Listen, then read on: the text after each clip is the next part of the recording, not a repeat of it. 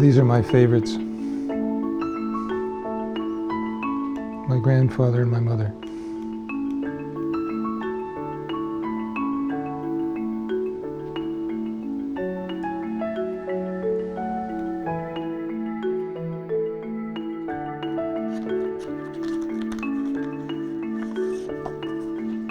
Good God.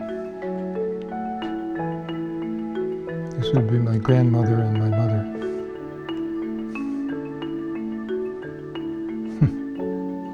It's a long time ago. We were isolated by the LaSalle Causeway and the Rideau River, and it was like a world apart. Kingston was a world away. You would thought we were 50 miles from Kingston, but we really were right across the river. Barriefield always seemed to do really well in sports. We won at hockey, we won at baseball. I think my dad used to say that we were too miserable to lose or something like that. We're standing here about the center of Richard Cartwright's town site that he devised for the property he owned immediately north of the military reserve and very close to the activity that was going on Point Frederick with its massive shipbuilding program. The plan was devised on a system of 3 streets running north and south, 3 streets running east and west. The one thing that Cartwright didn't do was to name the town site. That didn't happen until 1820, when the town site was named after Robert Barry, who had newly come the previous year to look after the dockyard.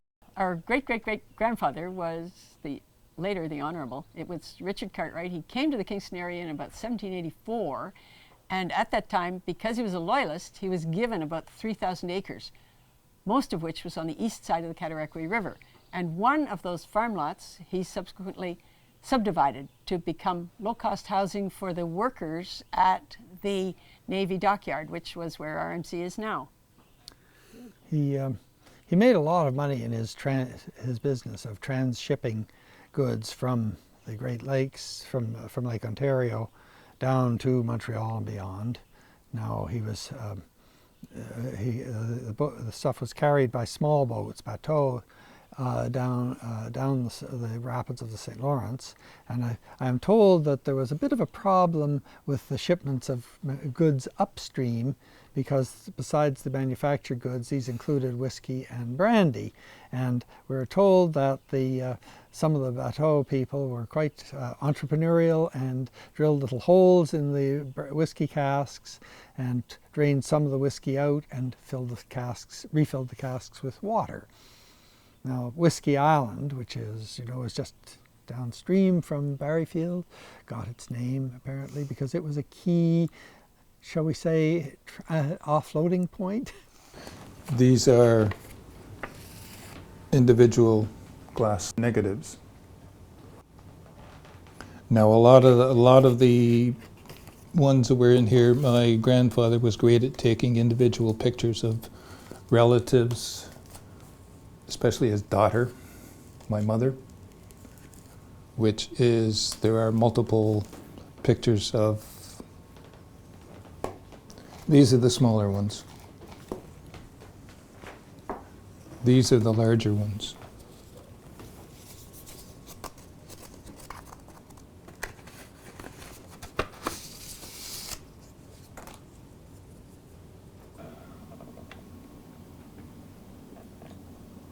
Now that's the commons below the village, where that great big balloon is.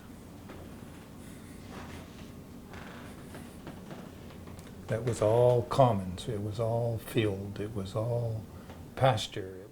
I remember having the cows there on the commons. Well, everybody did, people in Kingston, I think, and up behind the village too. There was horses all over the place, and cows. Everybody had a cow. Jack Anderson had a cow in the village. Now that is one of the most vivid memories of my childhood, and I can remember these gypsies, and there might be 2 or 3 caravans at a time, and they were there in the spring and the fall, and I can still see them dancing, the men and the women, or the young girls and boys, in their colorful costumes, and people would throw money at them afterwards. and they were fascinating. This was all commons. This was all open. This was BBB. We won't go there. Tell me about that. Oh, all the kids would remember that at my age. When the Army constructed the base, there were a lot of construction and excavating they'd done, and there was one particularly huge pool.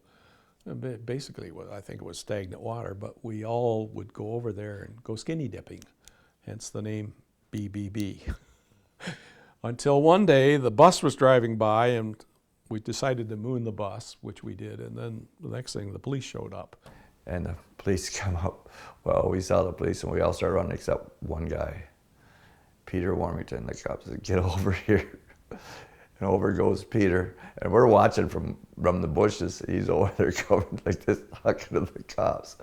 Peter was, he was the sane one, the sober one of the group, and he went over and gave his name. I don't know whether he turned us all in or not. I don't remember. The cop was laughing so hard he couldn't even talk to him, I don't think.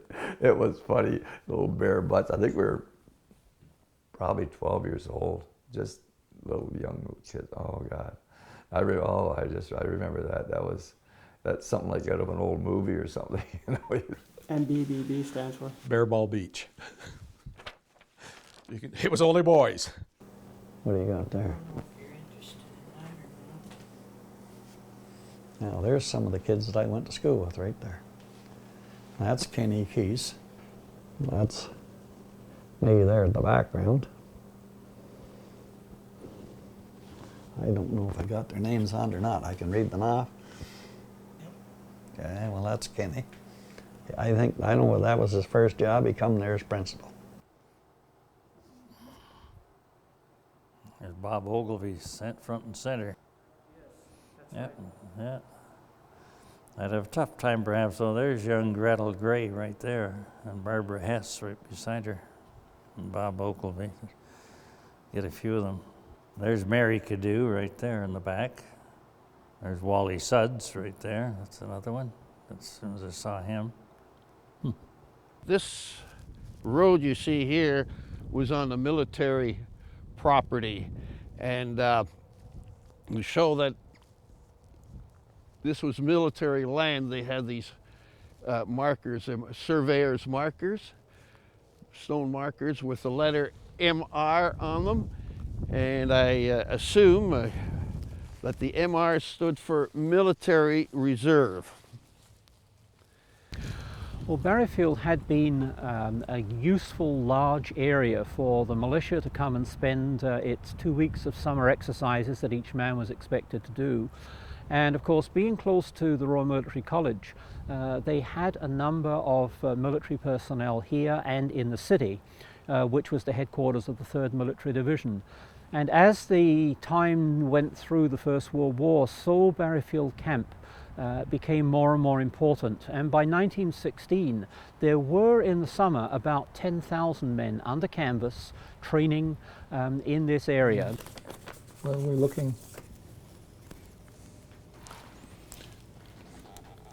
down from one of the windows in our house over the commons. Those are military practicing. Kingston in the background.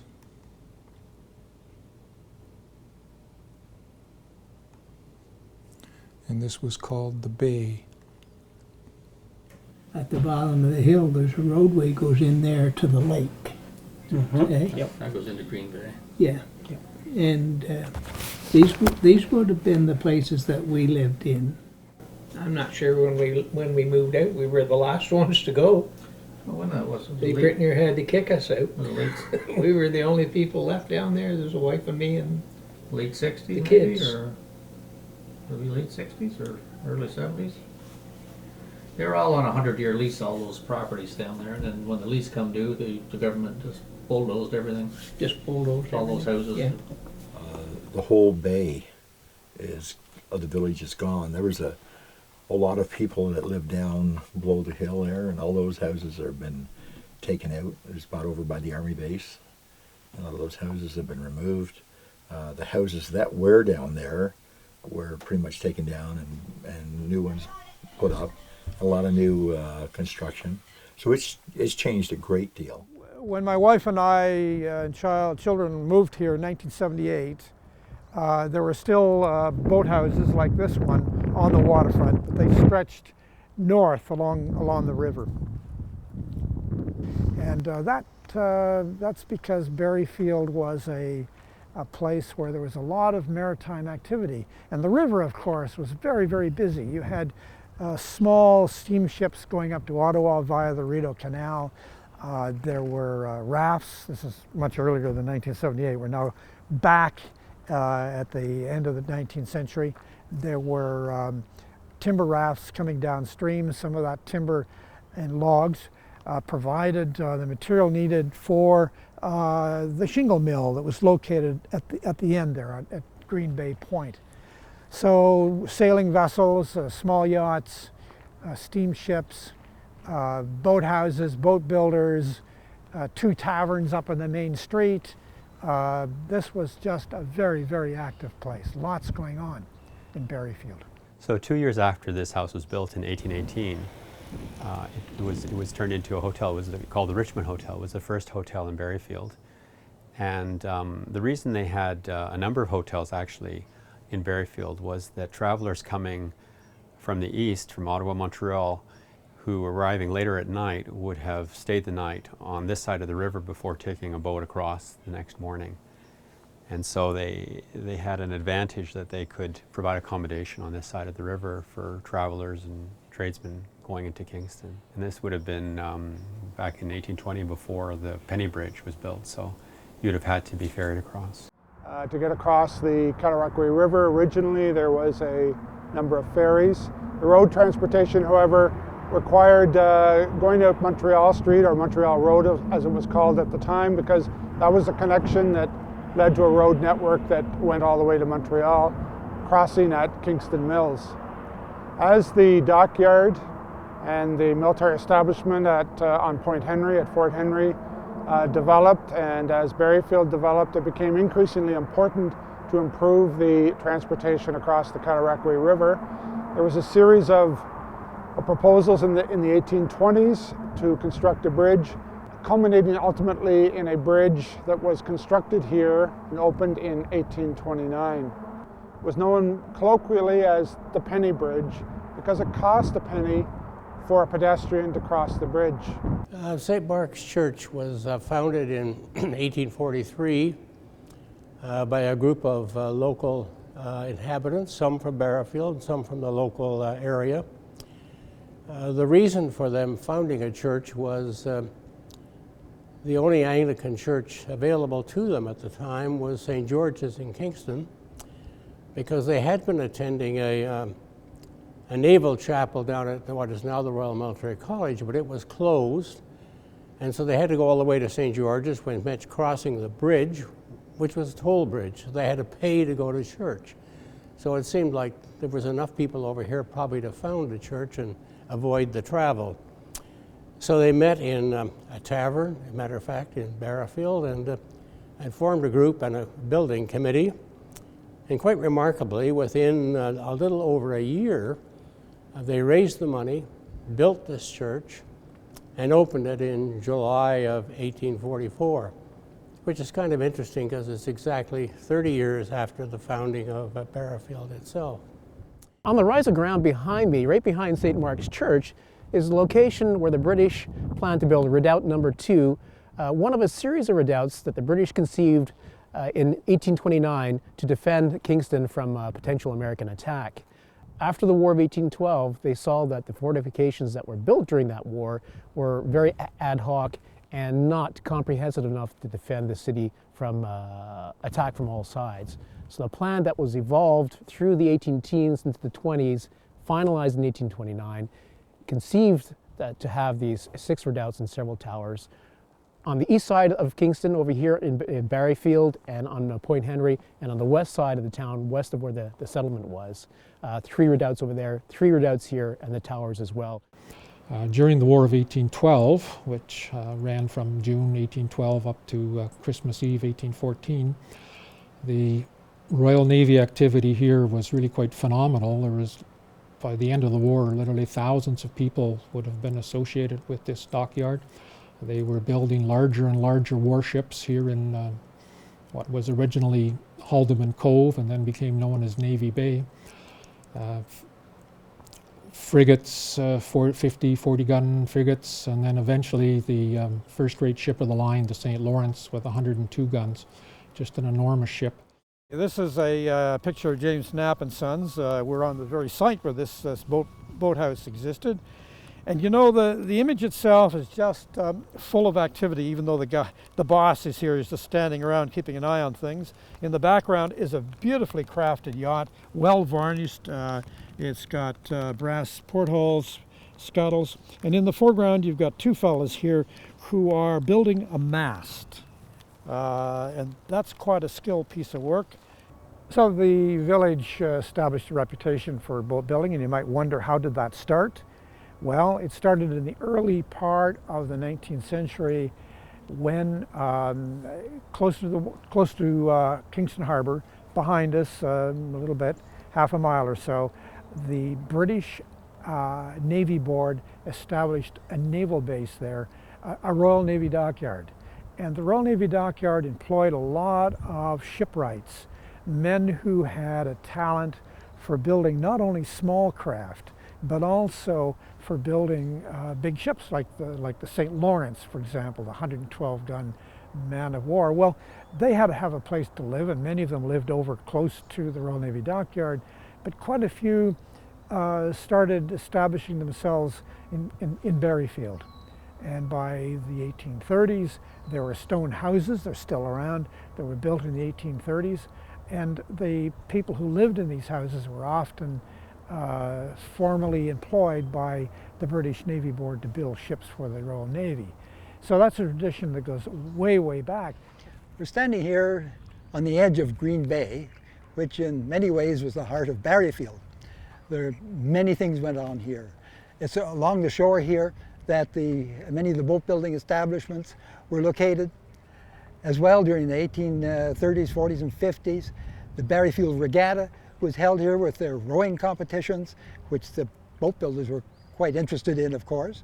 And then in 1843, a chap by the name of William Hunt, with his partners, built a sawmill out on the point, on Green Point, and for a number of years operated that sawmill. His mill operated for 3 years until 1845, when it burned. It opened again in 1846, so probably wasn't damaged too much, but Hunt gave up the lease to Martin Strawn in 1847. But Martin Strawn was a bit more business proficient and operated that mill until his death almost in 1900. After the mill operation and the mill was torn down, it wasn't the end of that particular site, because the Curtis Reed Aircraft Company, which was established in 1928, leased the property the mill had been on, and over the foundation built a seaplane port to operate a seaplane training school. And in the corrugated steel building that they erected, they had Curtis Robin on floats that they operated here and trained pilots. It was a short-lived operation because it had to close up shop for lack of business in 1931. But again, not the end of the story on that particular site on the point of Green Bay. Because after the building was vacated by Curtis Reed, Dollar Bill moved in. And from there, he operated his entertainment business and kept his stock and trade hidden neatly under the water. Of course, everybody knows him as the bootlegger of Barriefield. Why I remembered it so vividly is that the store door had a big cast iron opener. And one foolish day in the middle of winter, I stuck my tongue to it. And it was a while coming off. And I might have even left some skin there, I'm not sure. But I remember that. That was Norris's store. That was Father's room in this end. We And the never boys used were in the that back door. end and B was at the I back. can remember when the phone went in. Yeah. The only phone in the village. Yeah. But there, that's Masood ice cream. Where is it? I think that's it right there, but I'm not sure. One of them on the side. It was on the side of the house. Masood ice cream. So we're pretty mischievous in the village at times. I know on Halloweens we used to, or not even Halloweens, just bored, we'd go to the store, and the Lehmans owned the store at that time. We'd say, can you phone the police and tell them there's a lot of noise over here, there's a bunch of kids? So just so they'd come over and chase us through the village. They couldn't catch us, but they used to just, that was our fun. I always found something to do if we got bored, so. Bob drove one. Russ drove one. I think Bill used to drive the other one, the other brother that died, Bill. How many went? There was 9 teams, men, and 5 women's teams there at one time. Not in the village. Yes. Yes, there The was. whole village went. Everybody went to these ball We always games. went to ball games. I don't know what we did when we got there, but I do remember the truck and the ride, trying not to fall. Because the roads, you know what the roads were like back then. There was no paved roads. And it's funny when you get the old Barriefield sort of thing, because I was taking my kids around on Halloween. I took my little guy around, and as we got to Pete's, I said, I said to him, I said, when you go to the door, I said, ask him for a beer, just as a joke sort of thing, because he's only 10. Well, he walks to the door, and the first thing, Pete opens the door and he says, want a beer? To him, and it's just like an old Barriefield thing. And he comes out, he handed him a ginger ale, and he said, there you go. This is 15 Highway, or what they call, I think it's called Main Street down in the village. This was all Commons, but now it's part of RMC.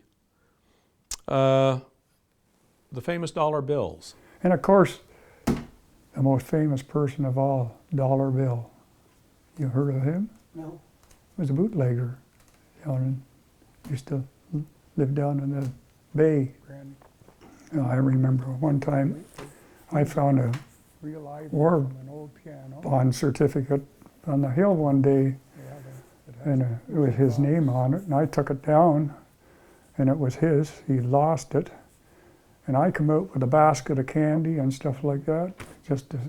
But we got talking about him this morning, in fact, and he was known that if a family didn't have anything, he'd go and leave food on the doorstep for them or something or other. He was kind of a great old person. Here's one. Pupils in front of Barriefield School. Oh, this is a real good one. You can see this one.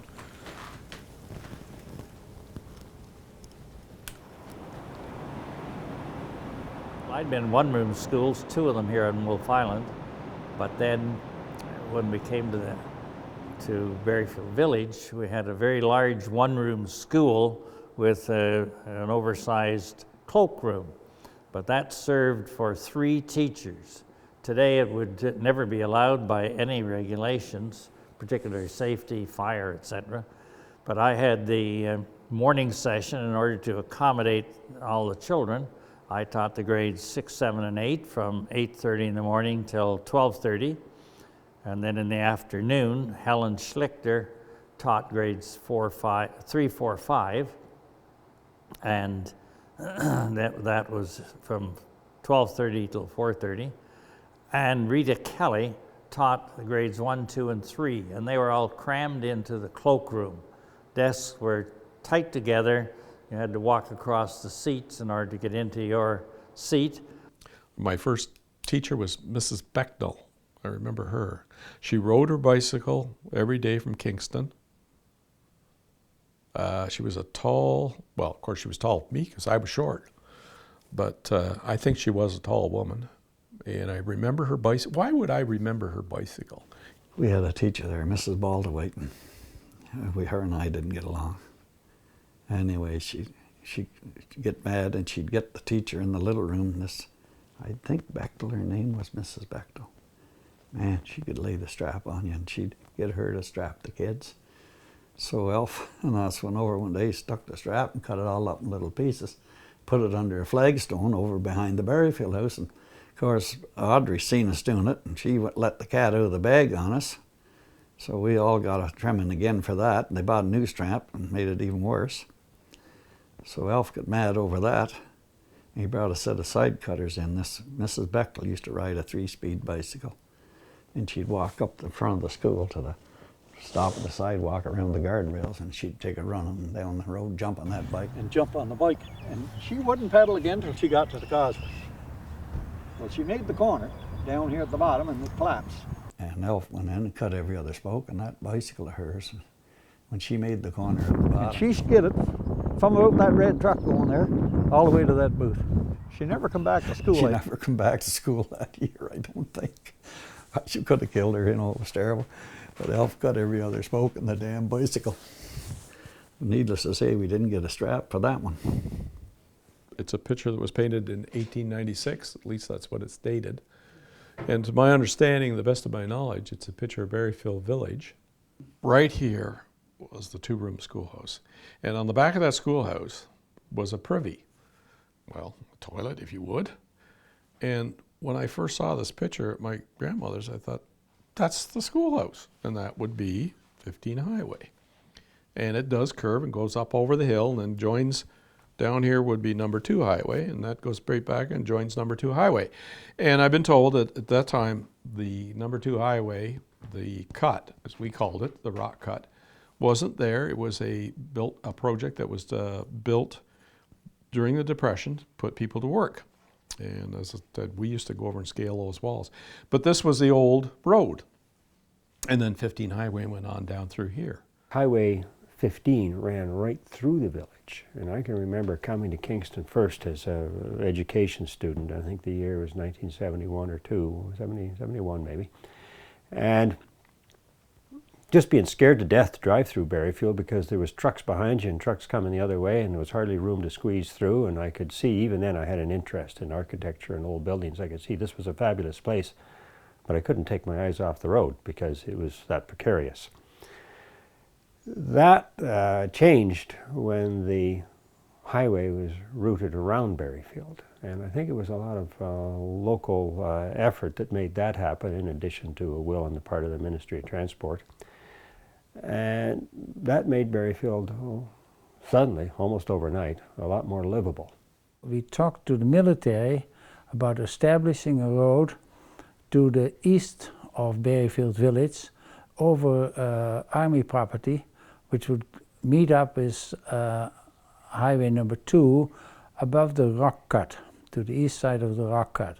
So that was established at that time, and that in a way became the saving grace for Barriefield, because we then had Barriefield, which was a somewhat derelict community with lots of interesting buildings and lots of small, almost cottage-like houses, wooden houses, not in the best of shape.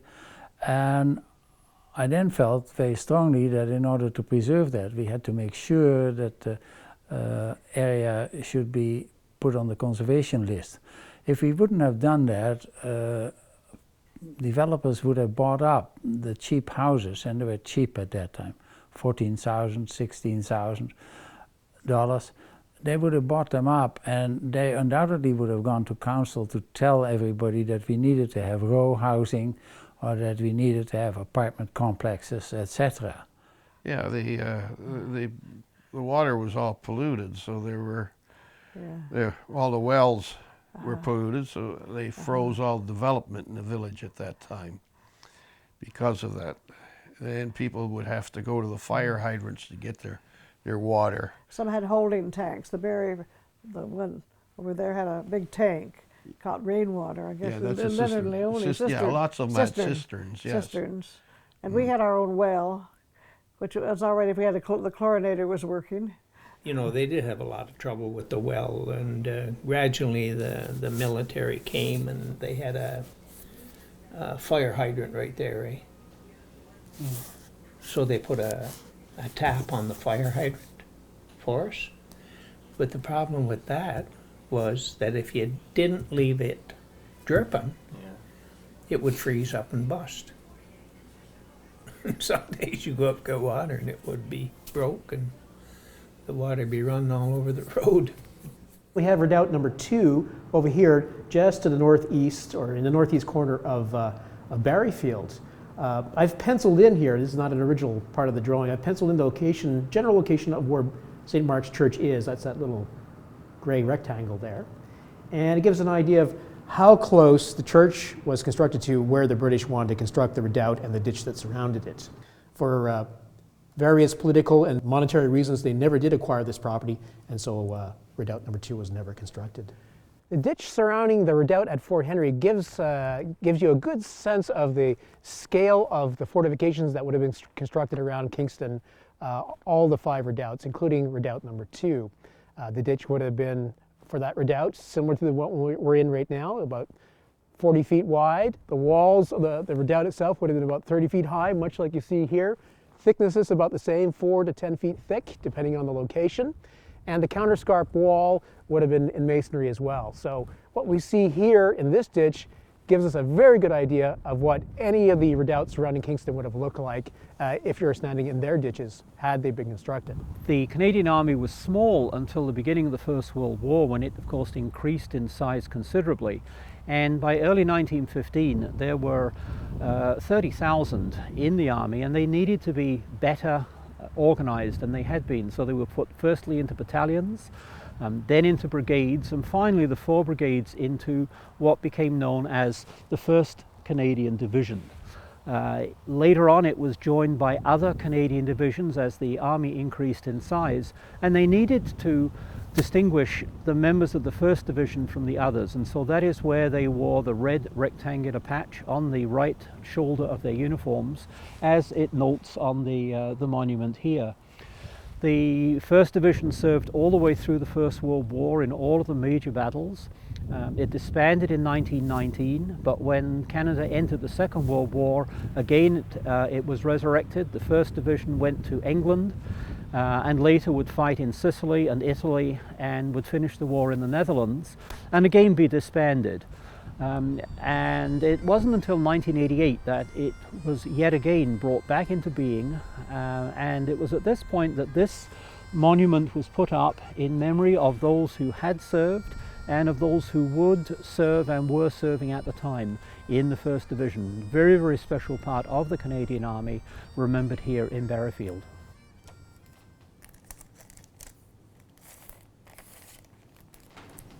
Oh, this is in beautiful condition.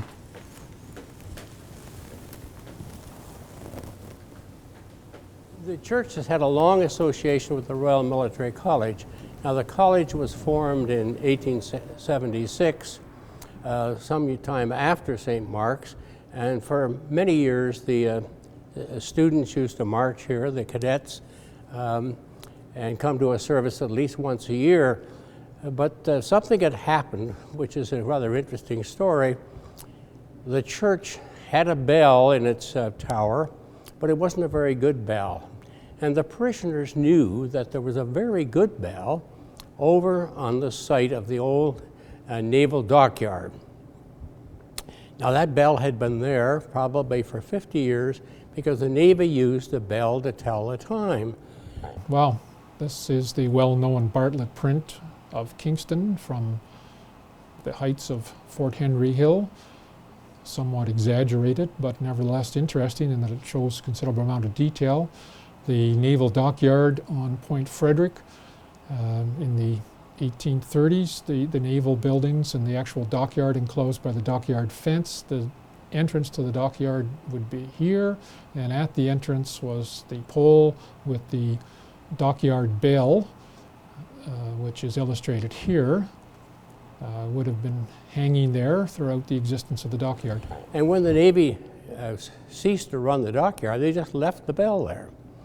So the parishioners knew about this, and they went to the local member of Parliament and said, "Do you think we could have the bell?" Well, he happened to be not only the member of Parliament, but he was also a parishioner of the church, and he said, "Oh yeah, you can have the bell." So they took the bell and had it mounted. It was a very nice bell. And so that was in the church from about 1871. Well, comes along, RMC is founded in 1876, and 100 years later, in 1976, they're celebrating their centennial, and somebody said, we used to have a bell. Well, after a bit of historical research, they suddenly found out the bell was in St. Mark's Church. And after a bit of negotiation, it was agreed that the bell would be given back to the RMC, the original bell, and as a part of a sort of a gift exchange, they presented us with one of their colors, which is mounted on the wall over here. So our St. Mark's has a retired color of the Royal Military College of Science. Tell me what your reaction was when you first saw this photograph. Well, I thought he was kidding. I didn't believe for a moment that this was the house that I just bought. And it wasn't until I called him that he convinced me that this was indeed the house that I'd bought, and that it was going to look a lot better. He guaranteed it would look a lot better when he fixed it up. But I was quite surprised. I was a bit annoyed as well, because I thought he was, first of all, I questioned whether he really knew what he was doing. And secondly, I didn't see it. He had the vision that what if this could be. I certainly didn't. I just looked at it initially thinking I've just thrown away, X amount of dollars on something that I'll never use or never see a return on. I think probably if you go out in the country and other little villages, Lyndhurst or someplace, it'll be the same. It'd be the same, and I think they're probably still close-knit like the village was, because they haven't expanded like the village has, so. I just can't believe the change over there. God, I go through there now, it's unbelievable. I haven't been back to Barriefield in years.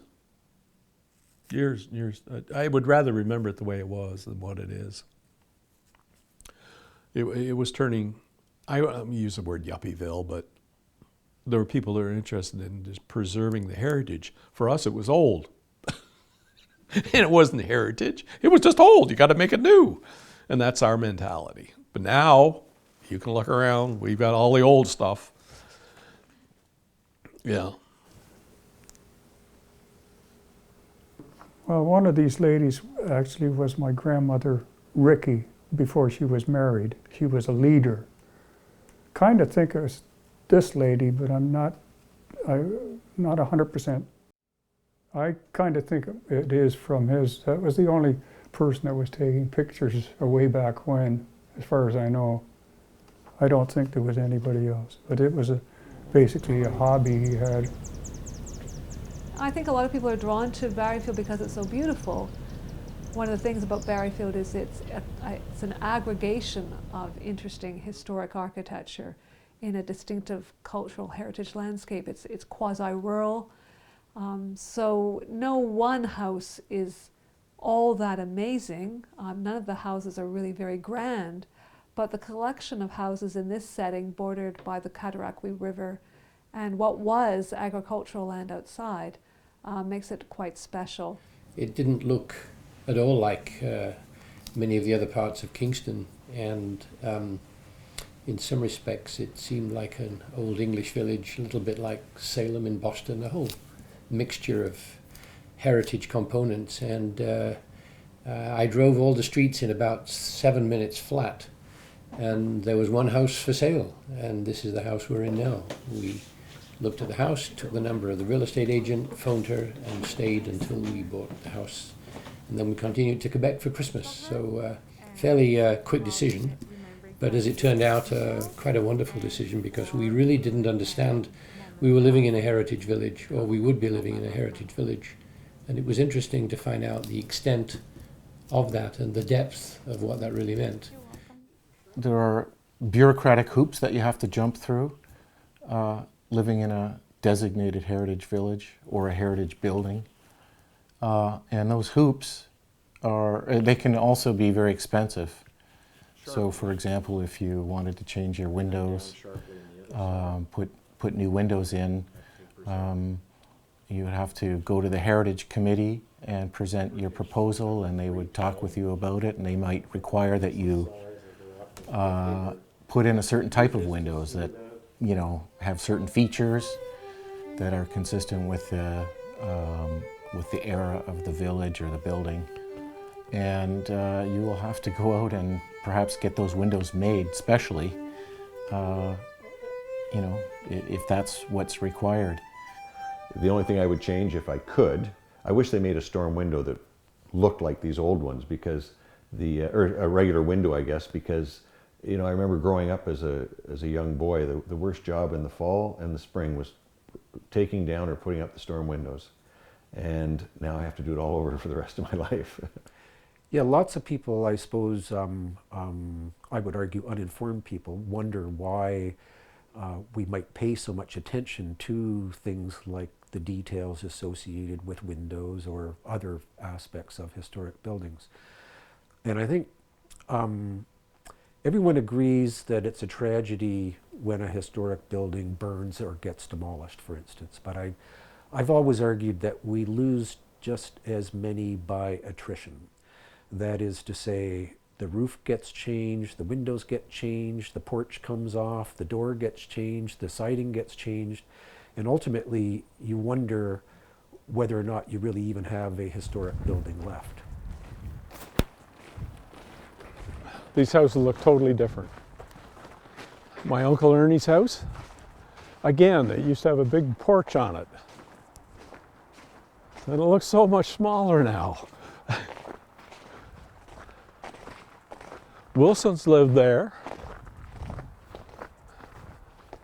Yeah, this is amazing. It looks so much different. It had a big veranda that went across the front, came out almost to here, and he had the big stuffed billy goat on the veranda. He was a barber, and Ernie played the saxophone on Christmas, and we would go around the village and carol. Sears lived here. I'm not too sure the house is not wider. I was living, however, in Pittsburgh Township, and I approached the council of Pittsburgh Township to make sure that we also had a heritage preservation committee here in the township, and that was established. And I was one of the early members of that committee, but there were other people very important in that committee here in Pittsburgh Township itself. But ultimately, that led to the preservation of Barriefield as a conservation heritage district, which was the first one in the province of Ontario. Well, I think when we look around us and we see sort of real historic buildings, in terms of their value to the community, I think these things are touchstones for people to the past in such a way that you know, Disneyland would never be.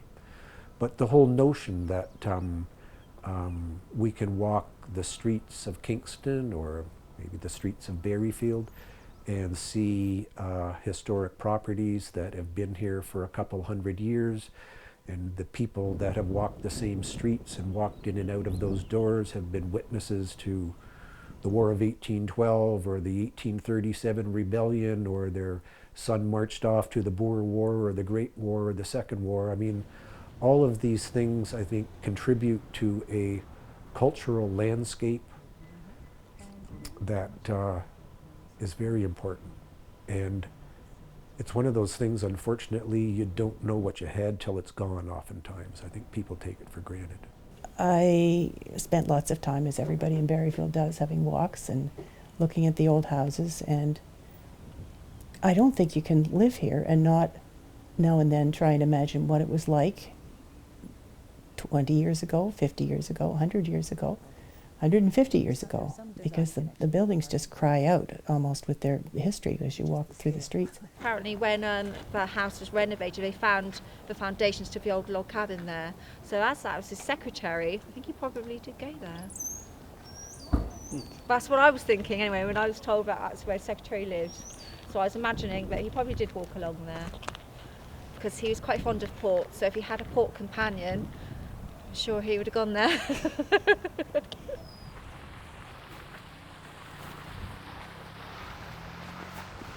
And I found out how this place ended up in our family.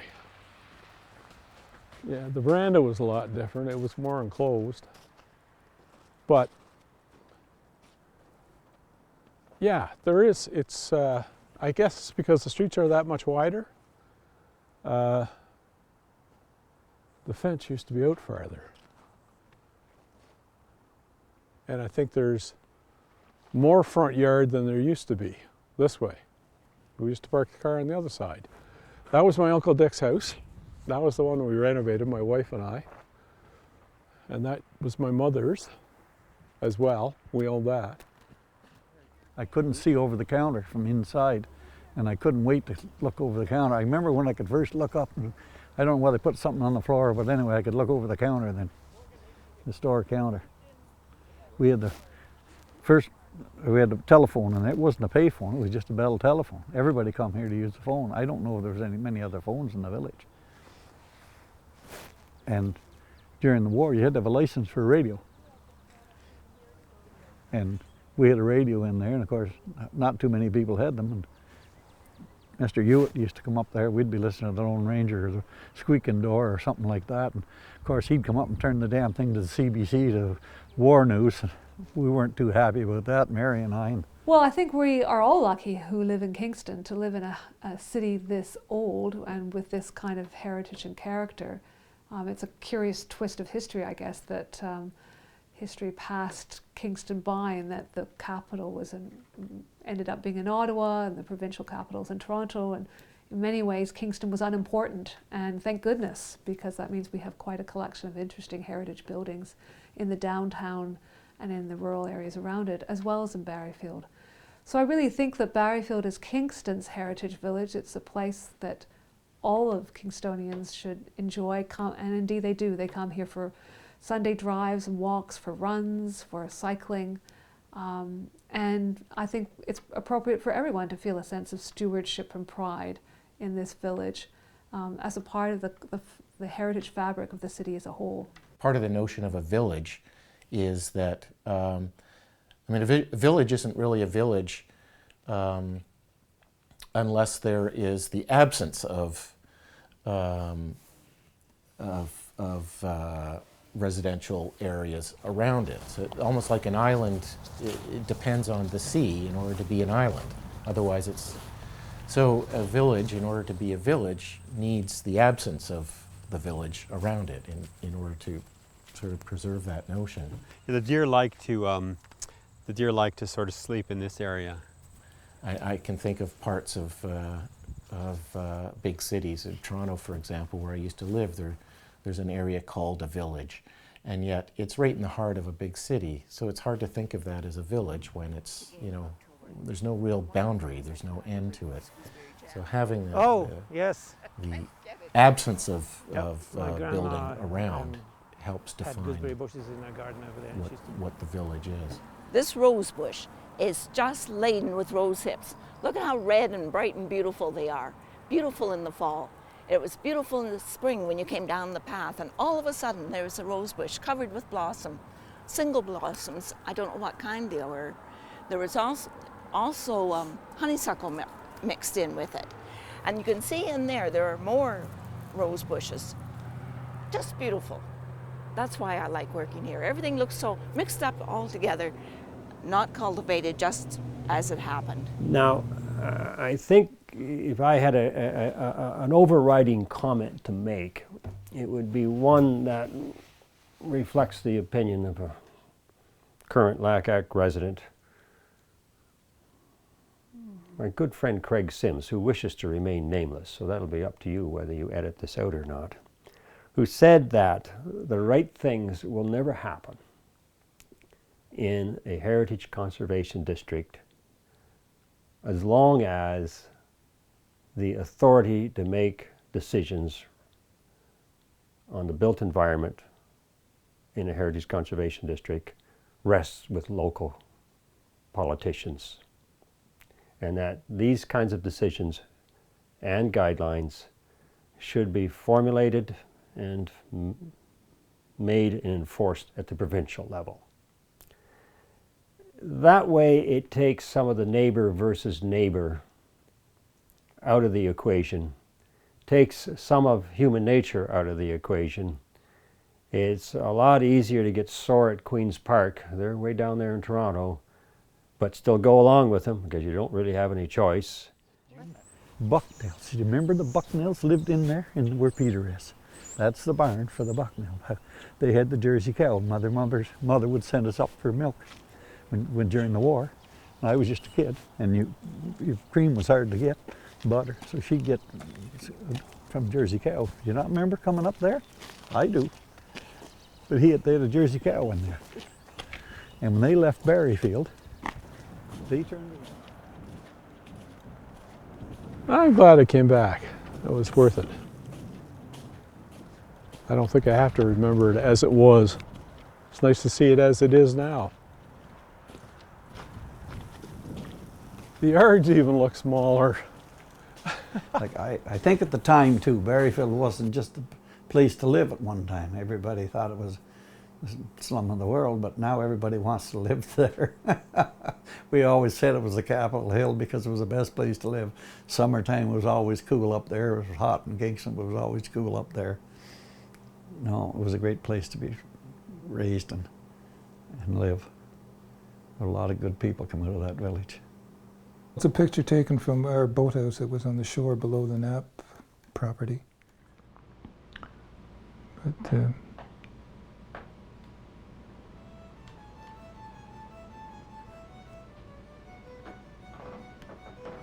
there was good times.